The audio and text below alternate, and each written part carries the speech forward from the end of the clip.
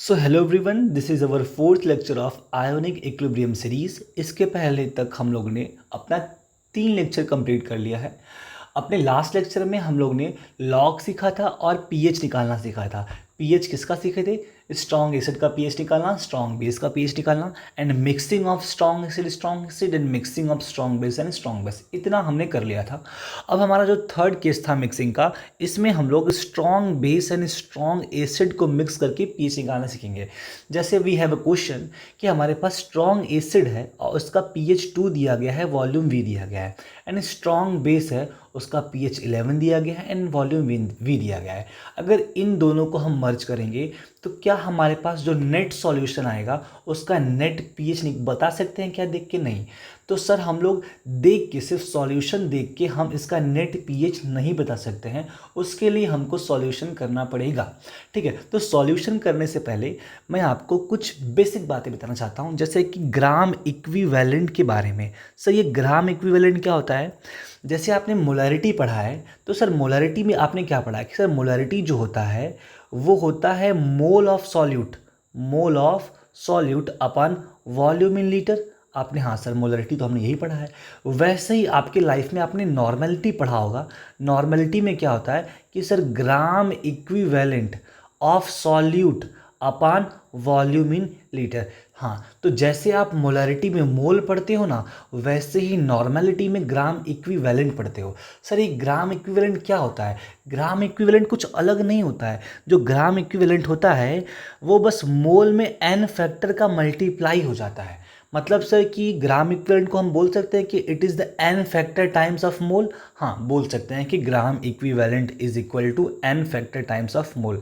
Sir थोड़ा सा और इसको समझाइए और समझते हैं। जैसे मोल क्या होता है? सर हमको पता है मोलैरिटी जो होता है वो मोल अपान वॉल्यूम इन लीटर होता है। तो अगर हम मोलैरिटी और वॉल्यूम को मल्टीप्लाई कर देंगे एम एंड वी, तो मोल आ जाएगा। हाँ, मोल आ जाएगा। तो जैसे हमारे क्वेश्चन में गिवन वॉल्यूम दिया है एंड मोलैरिटी दिया है, तो वॉल्यूम और मोलैरिटी का मल्टीप्लाई करोगे तो मोल आएगा क्या? हाँ सर, मोल आएगा। तो कह रहा है कि क्या हम सिर्फ ये मोल देख के आंसर बता सकते हैं? नहीं, क्योंकि अब ये HCl है। अब HCl कितना H प्लस देगा सर, उस पर भी तो चीज़ें डिपेंड करती हैं क्या? हाँ, उस पर भी डिपेंड करती हैं। तो सर फिलहाल में देख के तो ऐसा लग रहा है कि जो ये HCl है ये सिर्फ एक ही H प्लस डोनेट करेगा। तो जब ये एक ही H प्लस डोनेट करेगा तो इसका जो एन फैक्टर होगा वो 1 हो जाएगा। और बात करें इस बेस की, तो इस बेस को देख के लग रहा है कि सर ये 2OH माइनस हमारा डोनेट करेगा। जब ये 2OH माइनस डोनेट करेगा तो इसका एन फैक्टर हो जाएगा 2। तो इसका एन फैक्टर चेंज है, इसका चेंज है। हाँ, तो वही बात है, जब हम मोल में एन फैक्टर का मल्टीप्लाई करेंगे तब हम बता सकते हैं कि हमारे पास टोटल H प्लस का कंसंट्रेशन कितना है एंड टोटल OH माइनस का कंसंट्रेशन कितना है। ठीक है, तो इसलिए हम लोग यहाँ पे ग्राम इक्विवेलेंट पढ़ते हैं, जिसमें कि हम मोल को एन फैक्टर से मल्टीप्लाई करते हैं इक्विवेलेंसी के लिए, इक्वल होने के लिए। ठीक है, तो इस कंडीशन में जब हम स्ट्रॉन्ग बेस और स्ट्रॉन्ग एसिड को मिलाते हैं, इस कंडीशन में हमारे पास 3 केसेस होते हैं। कितने होते हैं? 3 केसेस। पहला केस क्या है कि जब हमारा ग्राम इक्विवेलेंट एसिड का ग्राम इक्विवेलेंट बेस के बराबर हो जाए। इसका मतलब क्या है सर? इसका मतलब ये है कि मोल ऑफ H प्लस और कितना एन फैक्टर है H प्लस का वो, and mole of OH minus and कितना एन फैक्टर है OH माइनस का, ये दोनों आपस में बराबर हो जाए। जब आपस में बराबर हो जाएगा तो क्या होगा सर? जब H प्लस OH के बराबर होगा उस समय हमारा कंडीशन होता है कि हमारा जो न्यूट्रल आ जाता है, और न्यूट्रल का मतलब pH हमारा क्या हो जाएगा? 7 हो जाएगा। सेकेंड केस क्या है सर? हमारा ग्राम इक्विवेलेंट एसिड का बड़ा हो जाए। एसिड का बड़ा हो जाएगा किससे? बेस से। और ऑब्वियसली जब एसिड का मात्रा ज़्यादा होगा तो pH की वैल्यू 7 से छोटी होगी, मतलब हमारा टोटल pH की वैल्यू एसिडिक होगा। तो देखिए pH की वैल्यू कितनी है सर? 7 से छोटी है। 7 से छोटी का मतलब एसिडिक। उसके बाद बात करते हैं, जब हम एसिड और बेस मिलाएंगे, बस उस कंडीशन में हमारा एसिडिक ग्राम इक्विवेलेंट ज़्यादा होगा तो हम लोग नेट रिजल्टेंट H मिक्स को निकालेंगे। कैसे सर? कैसे करेंगे कि जो हमारा ग्राम इक्विवेलेंट H प्लस होगा वो ज़्यादा है सर, तभी ना हमारा H मिक्स ज़्यादा आएगा। pH की वैल्यू 7 से छोटी आएगी। हाँ, तो उस कंडीशन में gram equivalent of H plus में से gram equivalent of OH minus को घटा देंगे और अपॉन में वॉल्यूम मिक्स से मल्टीप्लाई कर देंगे। मान लो हमारे पास एसिड 10 लीटर था और बेस 20 लीटर था, तो 20 और 10 30, 30 से डिवाइड कर देंगे। ठीक है। और नेक्स्ट हमारा क्या है, नेक्स्ट ये है कि जब हमारा gram equivalent of acid gram equivalent of base से छोटा हो जाएगा तो पीएच की वैल्यू ऑब्वियसली 7 से बड़ी आएगी और हमारा पीएच बेसिक हो जाएगा। तो देखिए 7 से बड़ी वैल्यू है तो पीएच बेसिक होगा। इस समय हमारे पास सॉल्यूशन में OH का मात्रा ज़्यादा होगा, तो देखिए OH का मात्रा ज़्यादा है, OH मिक्स निकालेंगे तो बोलेंगे gram equivalent of OH minus, negative कर देंगे, घटा देंगे ग्राम इक्विवेलेंट ऑफ H+ को। ठीक है। तो जो ज़्यादा रहेगा सर उसी में से घटाएंगे, जो कम होगा उसको घटा देंगे अपन वॉल्यूम ऑफ मिक्स। ये हम फॉर्मूला पहले भी देख चुके हैं 3rd लेक्चर में। ठीक है। अब इसके ऊपर हमारा न्यूमेरिकल आता है। न्यूमेरिकल करने से कॉन्सेप्ट कुछ और भी क्लियर होगा। तो चलिए देखते हैं न्यूमेरिकल के लिए क्या क्या दिया गया है। सर न्यूमेरिकल में हमारे पास फ़िलहाल में क्या क्या है सर, देखेंगे तो हमारे पास 20 ml का सॉल्यूशन है, किसका, एसिड का, और यहाँ पे एसिड का कंसंट्रेशन 0.05 दिया गया है और 30 ml 0.1 मोलरिटी का हमारे पास बेस है। अब इन दोनों को मिलाएंगे तो हमारा पीएच रिजल्टेंट कितना आएगा हमको चेक करना है। तो चलिए पहले एसिड का मोल निकाल लेते हैं। और मोल निकालने के लिए क्या होता है सर, मोल निकालने के लिए मल्टीप्लाई होता है m इंटू वी का। तो चलिए मोल ऑफ एसिड निकालने के लिए क्या करेंगे हम लोग सर, मोल निकालेंगे। हाँ, मोल निकालने के कंसंट्रेशन 0.05 ले लेंगे और उसमें वॉल्यूम का मल्टीप्लाई करेंगे 20 का। ठीक है। 20 का मल्टीप्लाई कर दिया तो कितना आ गया सर हमारा, ml है तो मिली मोल आएगा, बिल्कुल। तो जो हमारा मिली मोल आ रहा है, कितना आ रहा है सर हमारा, यहाँ पे लिख दो मिली मोल, MILI, सॉरी डबल आई बोलते हैं, मिली मोल। तो मिली मोल जो हमारा आ रहा है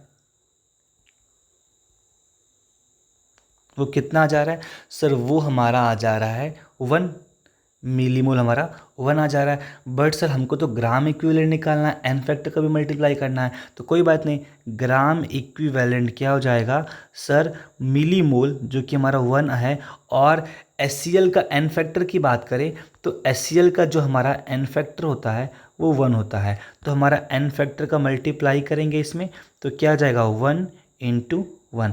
तो हमारा gram equivalent of what, HCl की बात करें तो हमारा 1 हो गया। अब यहाँ पे बात करते हैं मोल निकालने का बेस का। तो मोल क्या सर, ml में है तो यहाँ पर भी मिली मोल निकलेगा, मिली मोल ऑफ किसका, बेस। तो कितना हो जाएगा m इंटू वी, और m कितना है हमारा यहाँ पे सर, कंसंट्रेशन है 0.1 और हमारा वॉल्यूम है 30। तो हमारा ये कितना हो जाएगा सर, ये हमारा देखने पे तो लग रहा है कि 3 हो जाएगा, हाँ बिल्कुल, तो हमारा 3 हो जाएगा। उसके बाद जब ग्राम इक्विवेलेंट निकालते हैं, ग्राम इक्विवेलेंट का हमारा साइन क्या था सर, ये था। ग्राम इक्विवेलेंट जब निकालते हैं किसका सर, बैरियम हाइड्रोक्साइड का, बैरियम हाइड्रोक्साइड का। तो इसका एन फैक्टर कितना होता है सर, इसका एन फैक्टर 2 होता है, बिकॉज 2 OH माइनस डोनेट करता है। तो इसका एन फैक्टर 2 होता है। तो निकालेंगे तो क्या करेंगे sir, mole into n factor, mole हमारा 3 आया है और एन फैक्टर हमारा 2 है। तो हमारा कितना जो ग्राम इक्विवेलेंट 6 हो जाएगा। तो कौन वैल्यू ज़्यादा है सर, हमारा वैल्यू तो बैरियम हाइड्रोक्साइड का ज़्यादा लग रहा है, इसका मतलब हमारा OH की वैल्यू ज़्यादा है। तो बोल सकते हैं यहाँ पे concentration of H+ is less than concentration of OH minus. तो हम जब टोटल नेट गेन निकालेंगे वो क्या निकालेंगे, वो हमारा OH का निकालेंगे। तो यहाँ पे हम साइड में OH निकाल लेते हैं, OH निकालते हैं तो OH नेगेटिव जो कि हम लोग अब मिला दिए हैं तो मिक्स बोलेंगे, OH मिक्स कितना हो जाएगा सर, ग्राम इक्विवेलेंट ऑफ किसका, OH minus ion, minus gram equivalent of H+ ion upon total volume. Total volume कितना आ गया है सर, टोटल वॉल्यूम हमारा 20 और 30 50 ml हो गया है। तो टोटल वॉल्यूम हमारा 50 ml है। लो तो इसको सॉल्व करते हैं तो OH कितना है सर, 6 है, और ये कितना है सर हमारा 1 है अपॉन 50। तो हमारा क्या हो जाएगा 5/50। तो हमारा जो OH का कंसंट्रेशन आ जाएगा वो कितना आ जाएगा, आप बोल सकते हैं 0.1 मोलरिटी। और इसी को और क्या लिख सकते हैं सर, 10⁻⁻1 मोलरिटी। जब 10⁻⁻1 है तो POH कितना आ जाएगा सर, POH निकालना हम लोग सीख लिए हैं। जब 10⁻⁻1 तो POH आ गया हमारा 1। तो pH कितना आ गया सर, pH क्या करेंगे, 14 में से 1 को घटा देंगे, POH को घटा देंगे, तो pH आ गया हमारा 13। This is the our answer. ठीक है, अब हम लोग नेक्स्ट आगे बढ़ते हैं। हमारे पास जो दूसरा क्वेश्चन है वो है कि सर हमारे पास 25 ml क्या कैल्शियम हाइड्रोक्साइड का 0.2 मोलरिटी कैल्शियम हाइड्रोक्साइड का कंसंट्रेशन है, जो कि न्यूट्रलाइज्ड हो रहा है 10 ml 1 molarity concentration of HCl के साथ। तो pH क्या होगा। पहली बात ना, ऐसे क्वेश्चन देख के सॉल्व नहीं करने होते हैं। क्यों सर, क्वेश्चन में खुद ये कह रहा है, अगर इसका pH पूछा है तो ये तो बेवकूफ़ी है इसका आंसर सॉल्व करना। क्यों सर, बोला है क्वेश्चन में खुद ही कि 25 ml वॉल्यूम का 0.2 मोलरिटी कंसंट्रेशन के साथ जो हमारा बेस है वो न्यूट्रलाइज्ड कर रहा है 10 ml वॉल्यूम का 1 मोलरिटी HCl को। न्यूट्रलाइज करने का मतलब सर दोनों मिक्स होंगे, न्यूट्रल होंगे, तो pH ऑब्वियसली 7 आएगा। हाँ, तो pH की वैल्यू तो हमको पता चल गया कि 7 आएगा, लेकिन अगर आपको सॉल्व करना है तो आप सॉल्व कर लीजिए। सॉल्व कैसे होगा सर, सॉल्व तो कर लेते हैं सर। तो अगर हम कैल्शियम हाइड्रोक्साइड का OH माइनस आयन निकालने जाएं तो क्या हो जाएगा सर, वॉल्यूम 25 कंसंट्रेशन 0.2 और इसका एन फैक्टर कितना होगा 2। जब मल्टीप्लाई करोगे तो क्या आने वाला है सर, इसका आने वाला है 10 मिलीमोल आने वाला है। हाँ सर 10 आ गया। अब बात करते हैं, यहाँ से H+ निकाल लो सर। H+ निकालेंगे तो इसका हमारा वॉल्यूम 10 हो गया, इसका कंसंट्रेशन 1 हो गया और HCl का एन फैक्टर भी 1 हो गया।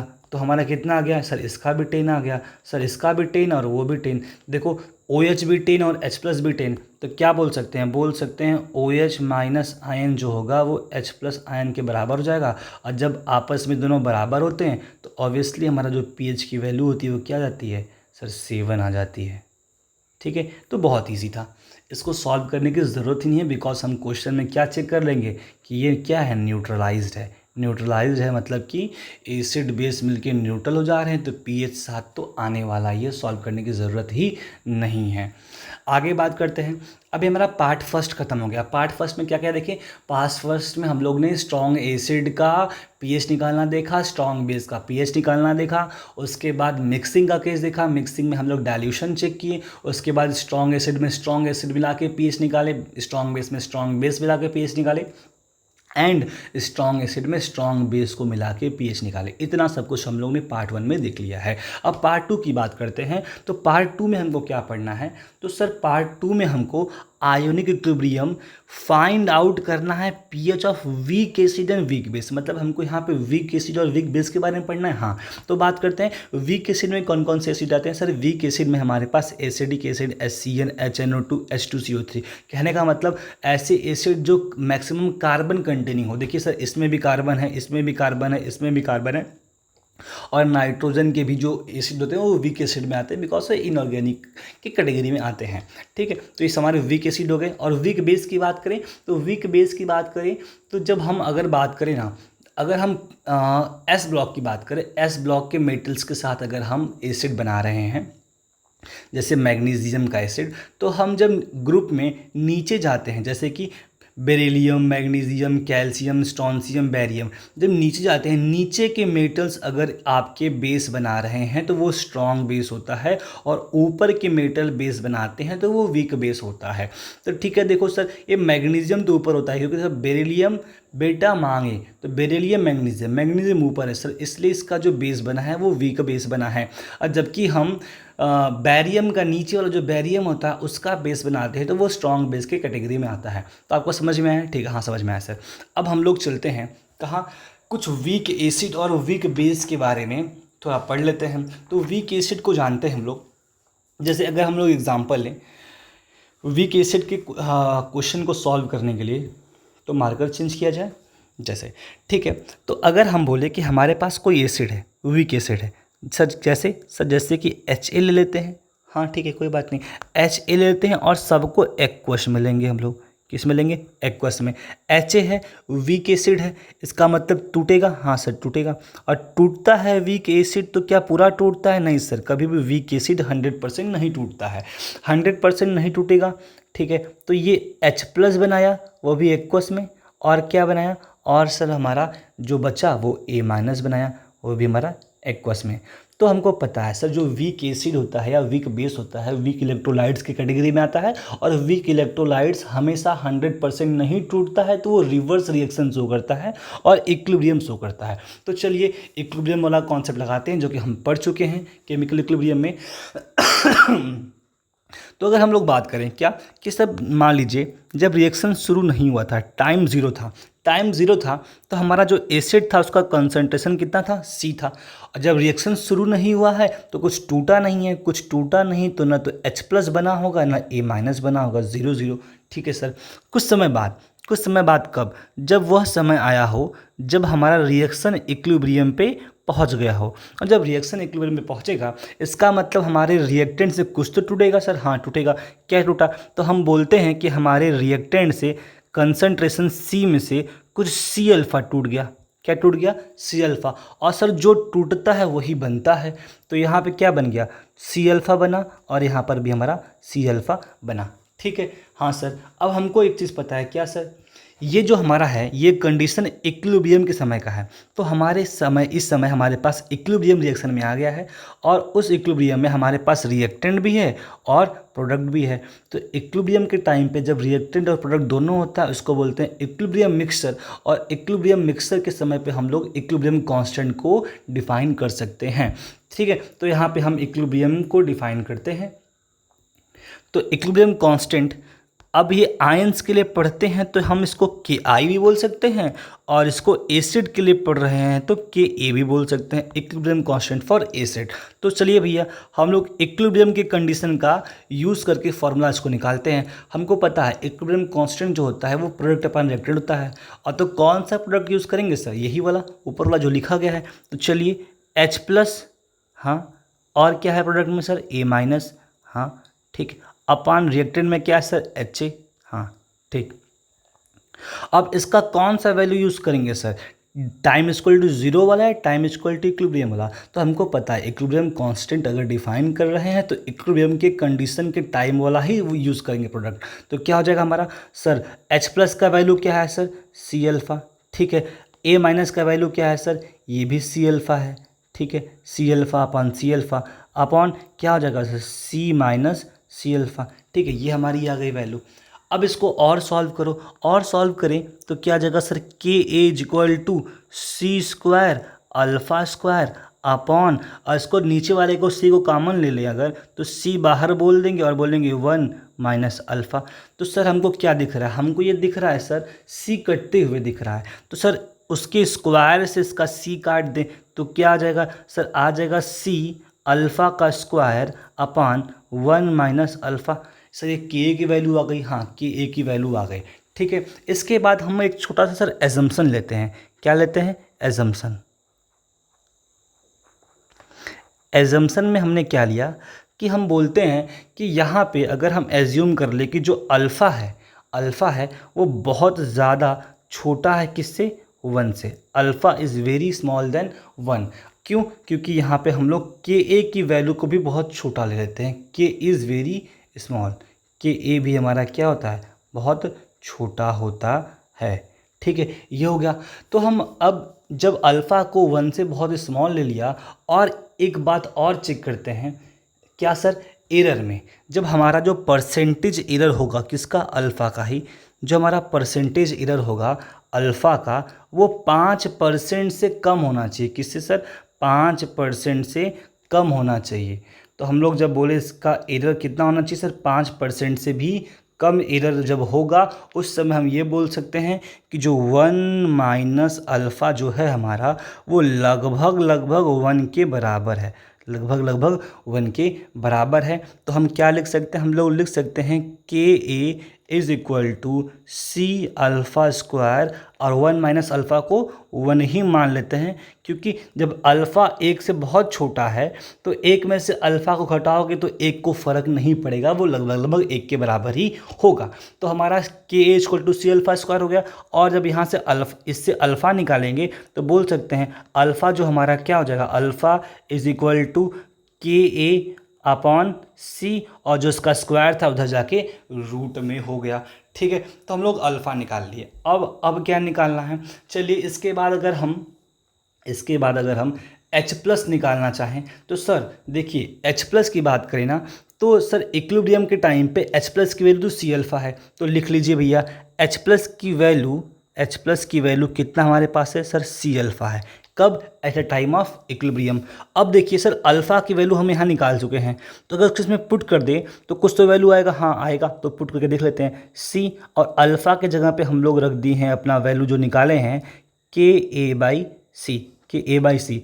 और क्या कर सकते हैं सर, जो बाहर वाला सी है इसको अगर अंदर ले जाएं तो अंदर जाने वो सी स्क्वायर जाएगा क्या, हाँ सी स्क्वायर जाएगा। तो लिख लीजिए क्या लिखेंगे सर, के ए, और अंदर जाने पे वो सी क्या हो गया सर, सी स्क्वायर हो गया, अपॉन में नीचे सी था।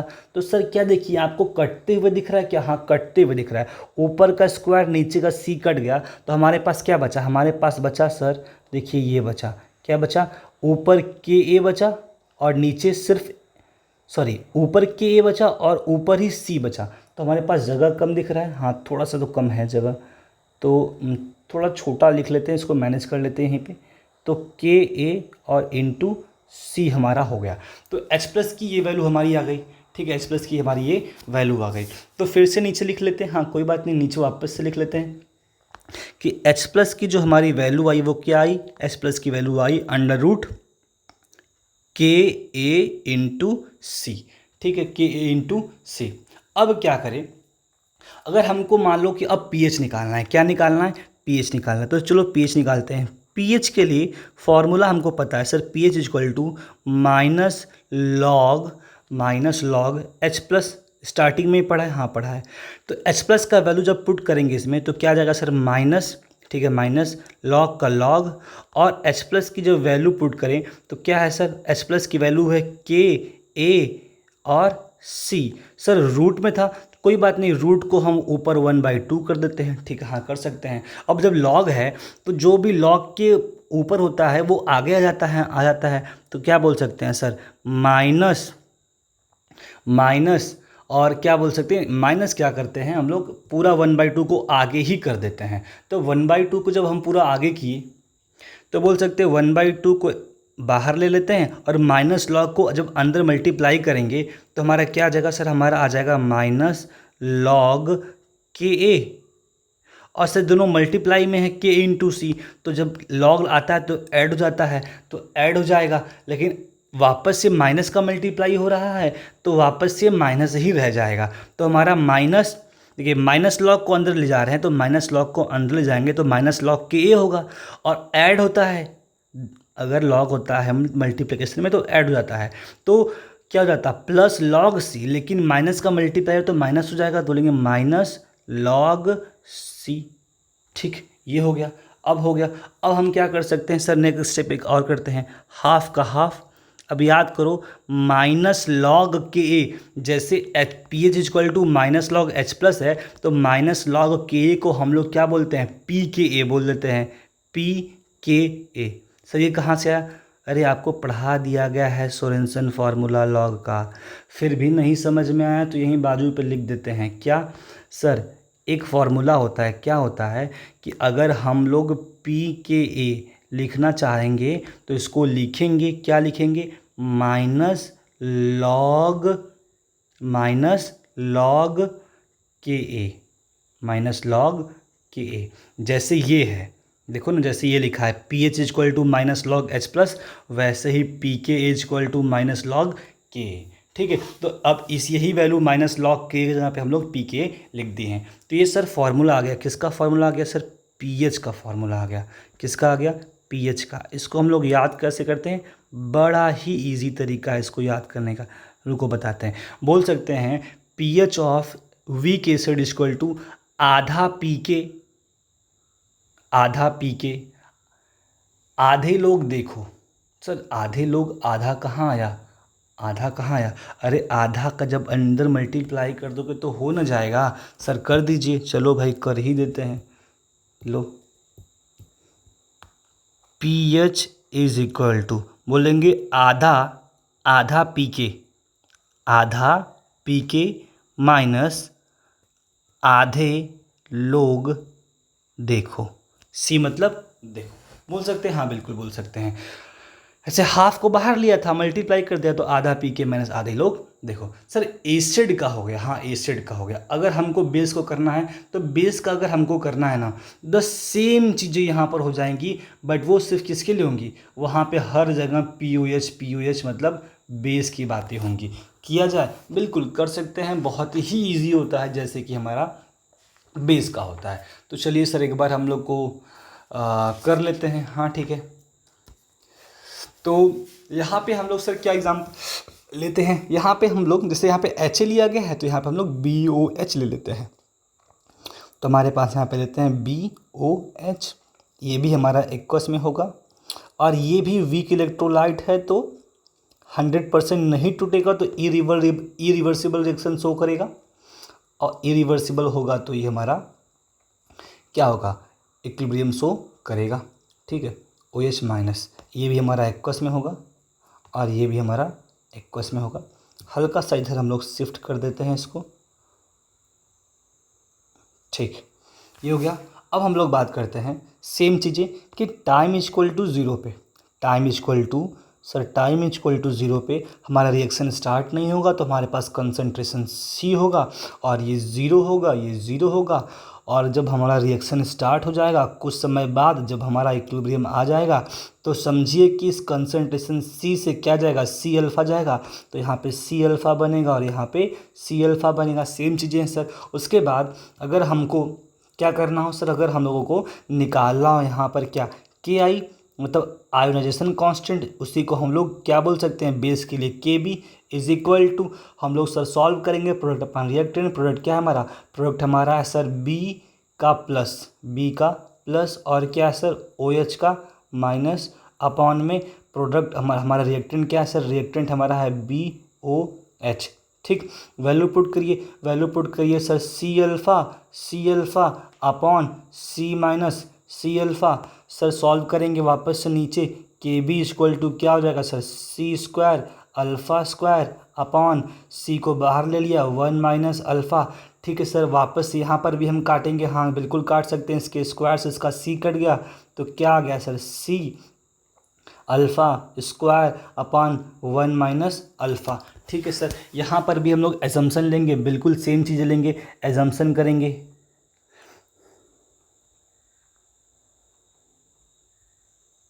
एजम्पशन करेंगे, क्या हो जाएगा एजम्पशन में सर, यहाँ पर भी बोलेंगे कि जो हमारा अल्फ़ा होता है वो बहुत बहुत बहुत छोटा होता है, किससे, वन से। और क्यों, क्योंकि यहाँ पे हमारा के बी जो होता है वो बहुत स्मॉल होता है, वेरी स्मॉल।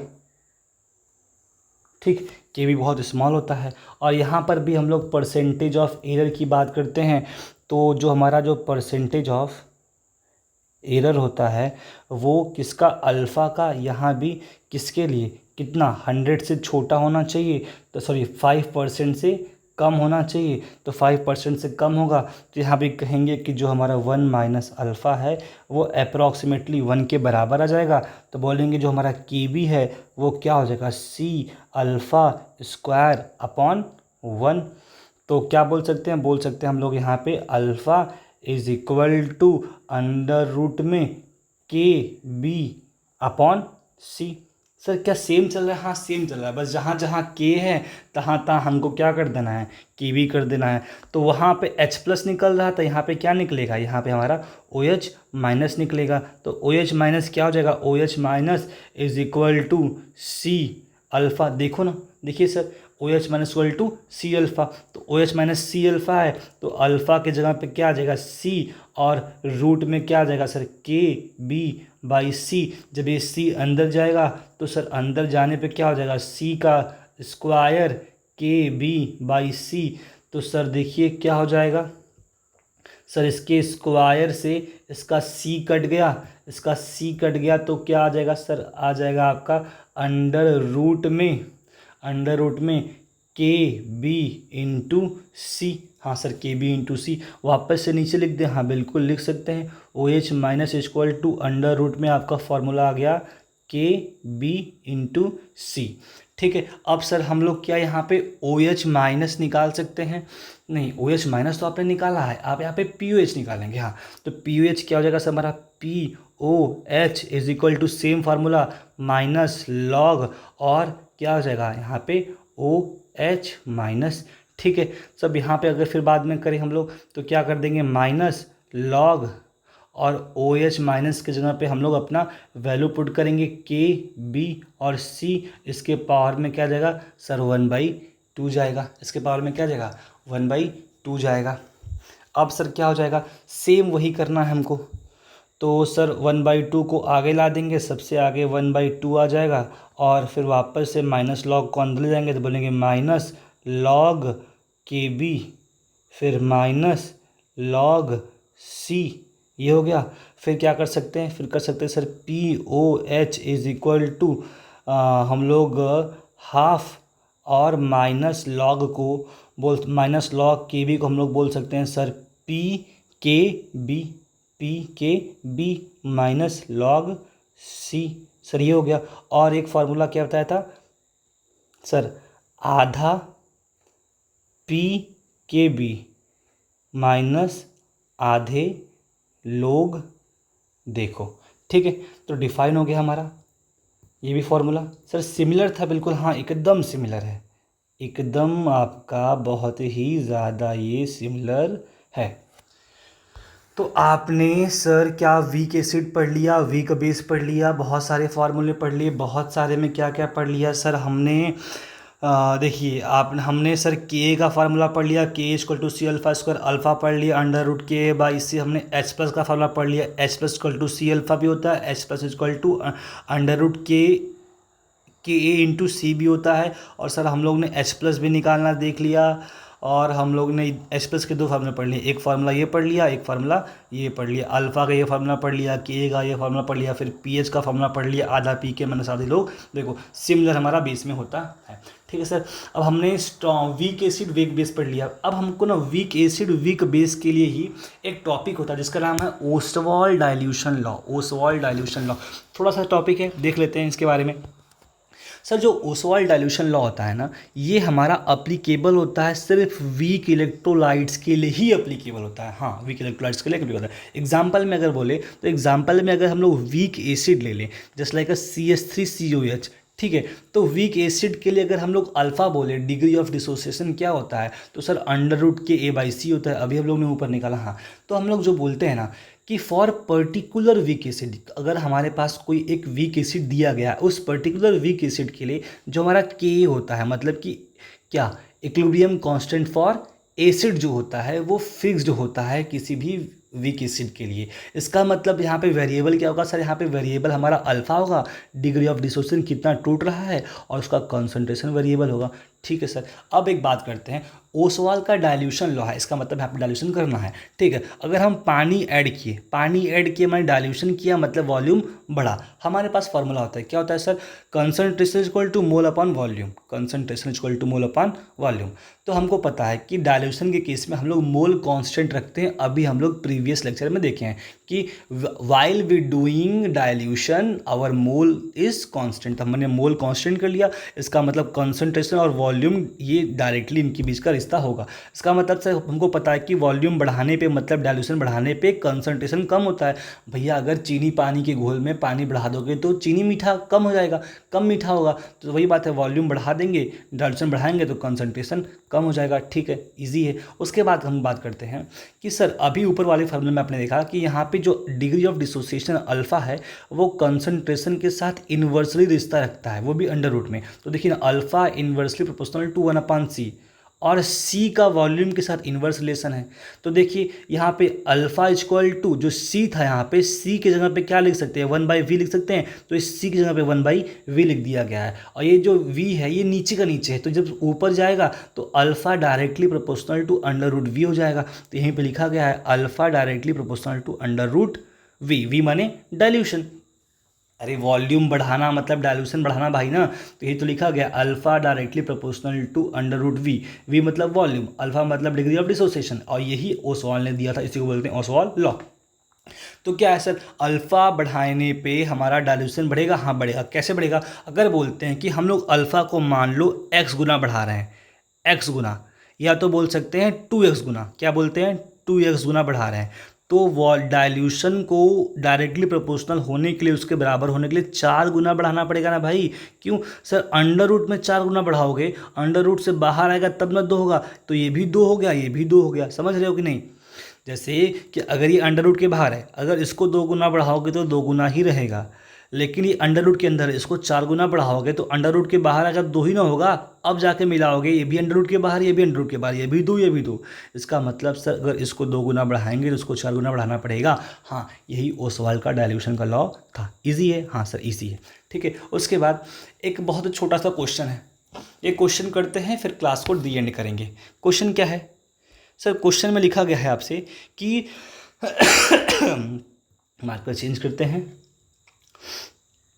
सर क्वेश्चन में क्या है? क्वेश्चन में बोला है कि सर 0.01 मोलारिटी का आपके पास एसिटिक एसिड का सॉल्यूशन दिया गया और बोला गया कि ये 1% आयोनाइज्ड है। 1% आयोनाइज्ड का मतलब क्या होता है बच्चा? टूटना। आयोनाइज का मतलब टूटना, और टूटने को हम लोग किससे डिनोट करते हैं? अल्फा से करते हैं सर। डिग्री ऑफ डिसोसिएशन कितना परसेंट टूटा है? तो बोला 1% टूटा है। इसका मतलब अल्फा ये इनडायरेक्टली दे दिया।